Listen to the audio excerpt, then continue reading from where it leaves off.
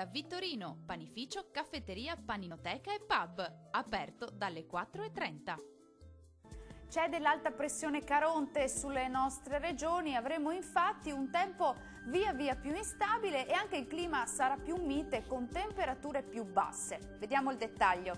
Sul Veneto in mattinata molte nubi con rovesci e temporali sulle aree centro-settentrionali, meglio altrove e con maggiore soleggiamento. Nel pomeriggio sera peggiora un po' su tutta la regione con rovesci e temporali diffusi, localmente anche forti. Temperature, come detto, che risultano essere in calo, massime tra i 24 e i 35 gradi, minime tra i 19 e i 23 gradi circa.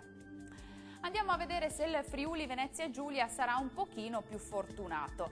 Purtroppo no, perché peggiora il tempo anche su questa regione con rovesci e temporali diffusi sulle aree centro-settentrionali. Andrà un po' meglio sui settori più a sud, ma anche qui verso sera saranno possibili dei rovesci. Temperature massime tra i 28 e i 32 gradi, minime tra 21 e 22 gradi circa.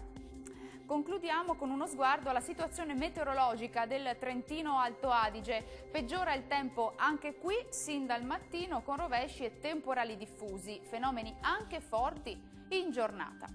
Temperature massime che risultano essere in generale calo tra i 26 e i 27 gradi, valori minimi sui 18-19 gradi circa. Il mare sarà generalmente poco mosso, i venti moderati da nord lungo le coste e da sud-est al largo. Questo aggiornamento è giunto al termine, grazie per l'attenzione e arrivederci.